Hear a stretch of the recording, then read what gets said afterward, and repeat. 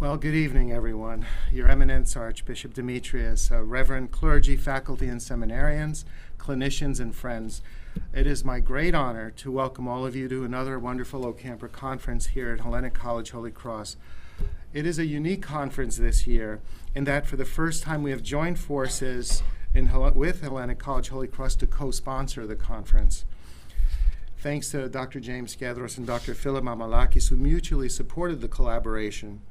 Dr. Mamalakis and I co-chaired the conference committee this year, but I want to give him 100% of the credit of the work for putting it together before the program before you, because I really had to pull out at one point for health issues.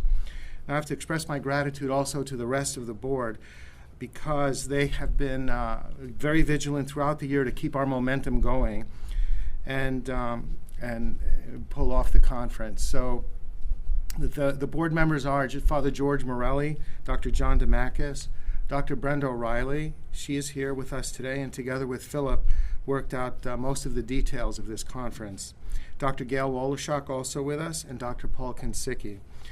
Our conference theme this year is exploring the mind-body-soul connection in spirituality and illness and healing.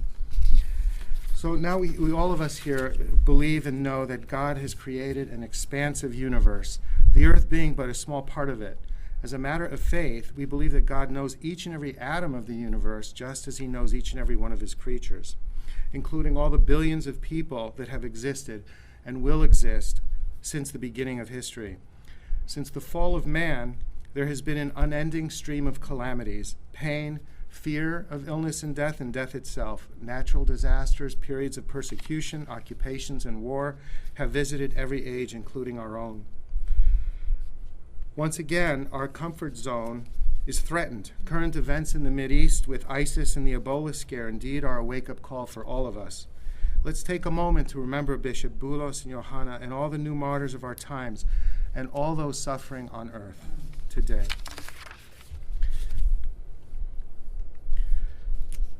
But even during times of peace, each of us face our own personal calamities. In our Holy Orthodox faith, we believe that Christ is the answer. Be of good cheer, for I have overcome the world. In the liturgy, we hear the priest say, "Thou hast brought us from nothingness into being, and when we fell away, thou didst raise us up again, and thou ceaseth not until thou hast done everything to bring us to heaven and grant us thy kingdom to come."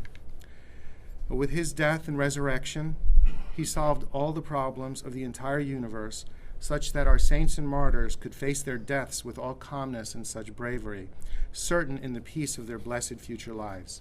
He can certainly also heal each and every one of us humans from our own personal calamities, and it is exactly here where our OCAMPR organization can play an active role in helping the Church of Christ heal others and bring joy to our countenance. Father Peter, this is a picture you well know. You took this picture many years ago. This is Papa Tikhon of the Holy Mountain, and you can see his countenance of joy on his face. I always liked that picture. And he was the spiritual father, Father Paisios, and the spiritual brother of Saint Silouan. We all eventually have to face illness, death, and the separation of our bodies from our souls, eventually joining the ranks of the departed.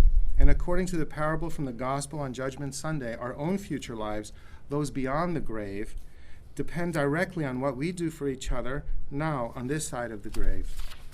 So there's illness, there's suffering, and there's psychic pain all around us, wherever we look. Pain due to illness, post-traumatic stress disorder from exposure to near-death experience and carnage, domestic violence, sexual trauma, substance abuse, divorces, miscarriages, and general hopelessness. There's trauma and great suffering everywhere, yet Christ heals, and we are instruments of his, so we as a church can help turn pain and suffering into healing and joy.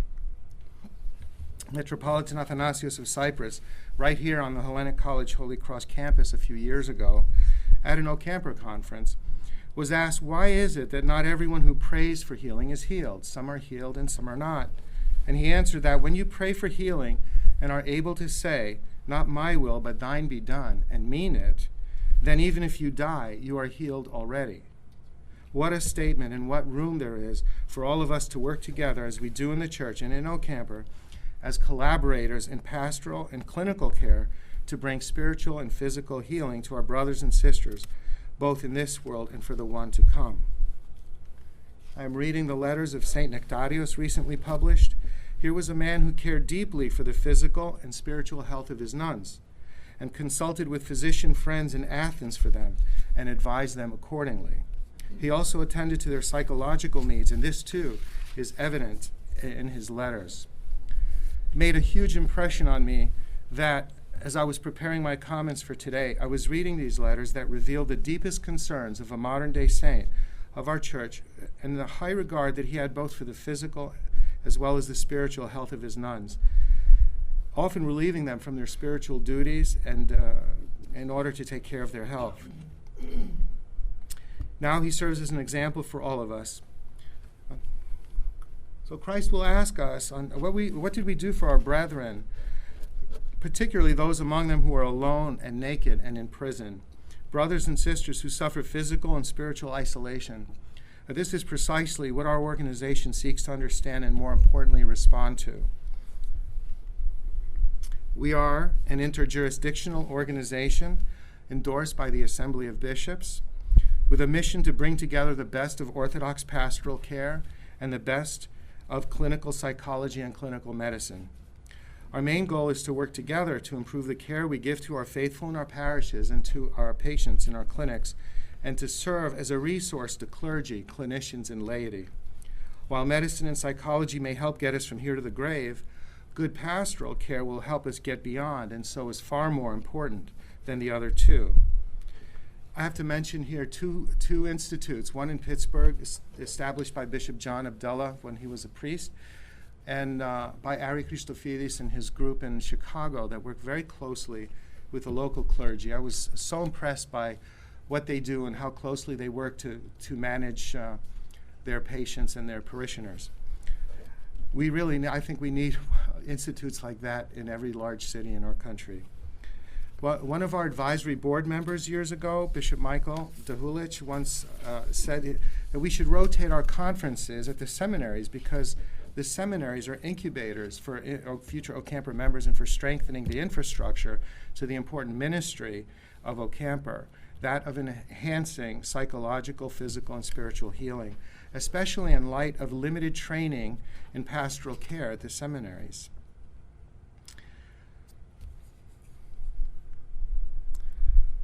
So in the past several years, we've had a series of wonderful conferences, such as addressing ethical and end-of-life issues, including Orthodox advanced directives. We had a conference that dealt with clinician and pastoral burnout, another on caring for the severely challenged patient. We had one on the science and theology of conception. Dr. Wollershock presented at that one of the plenaries. We had another one on miscarriage and early child loss. And last year we covered the pastoral and clinical care of the aging patient, a topic that eventually affects all of us, either as a patient or as a caregiver. Over the years, we've had wonderful speakers such as Metropolitan Athanasios, as I noted above, Charles Anthony of Ormiglia, Dr. Constantine Kavarnos of blessed memory, Bishop John Abdullah and Bishop Michael Dahulich, both of whom have firmly supported our work and served as advisors, and many others. Yet in spite of our outstanding conference themes and excellent speakers, membership and attendance has remained relatively low, and that's why it's so good to see all of you here today. And this is our goal, to continue to provide for our church a forum for discussion and exchange of ideas on the healing arts and for the ministries that we outline. We also want to dovetail our work with other international organizations, such as the pastoral healthcare of the Ecumenical Patriarchate. Our guest speakers and presenters are once again from all over the country and all very good academically this year, very strong. So just as each year we attend annual conference themes to keep us up to date in our respective fields, so our OCAMPR conferences should provide pastoral and clinical pearls to keep us up to date and for us to take home. I'm stepping down now after 4 years as president and 6 years on the board, so I wish to leave you with this message. We are a volunteer organization. We are no longer about dialogue and fellowship only, but we are also about ministries, doing things for other people. For us, this is the lesson of the Sunday of the Last Judgment and the gospel parable of Matthew that it is based on. volunteering our time to share our talents and to care for the person who is poor and suffering, who is Christ himself. Whether it's ethics, parish nursing, or Father Peter Gilquist's idea of mentoring youth, we need the help of all those present here to get involved, work on a committee, and support this very important work.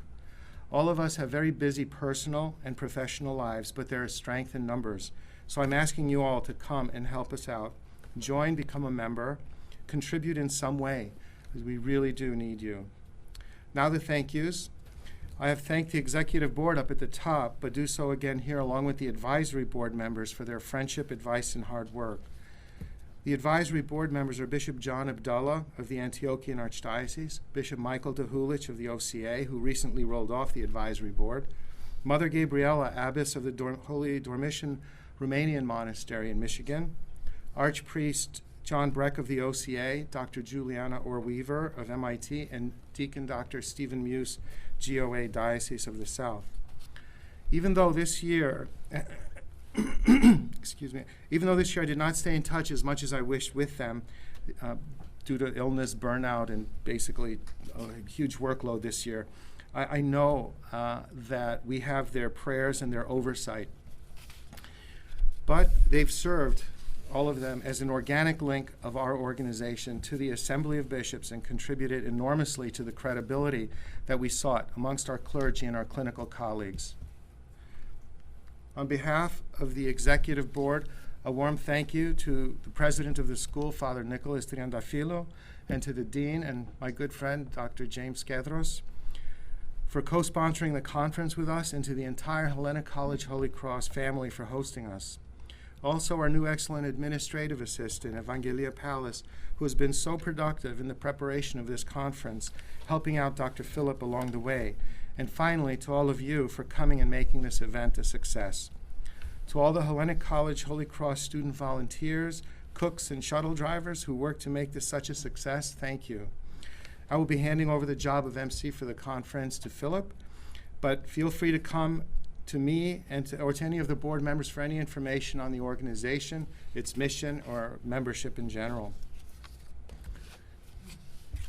This year, we have a great keynote speaker in His Eminence, excellent plenary speakers, parish nursing, mindfulness and addiction workshops, and paper presentations by practicing clinicians and clergy, as well as students. Your Eminence, before I close, I have to say to you that I did know your brother, Anthony, when I was a medical student in Saloniki in the 80s. He was known back then as the young scientist who discovered the amino acid sequence of insulin, if I'm not mistaken. And he did work on pyridoxine deficiency states and nucleic acid synthesis. He was just so highly regarded. And after I left in 1987, he became the dean of the Aristotelian University of Saloniki, another reason to be so proud. And also became a Greek member and one of 14 vice presidents of the European Parliament for a time. So I'm so proud to know you both, and for a moment even to share this stage with you. Your Eminence, thank you so much.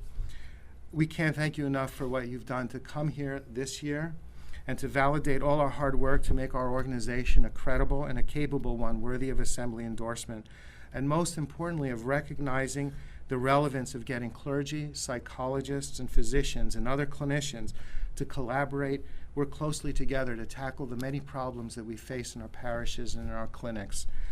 I'll ask Philip to say a few words now and to introduce the Archbishop.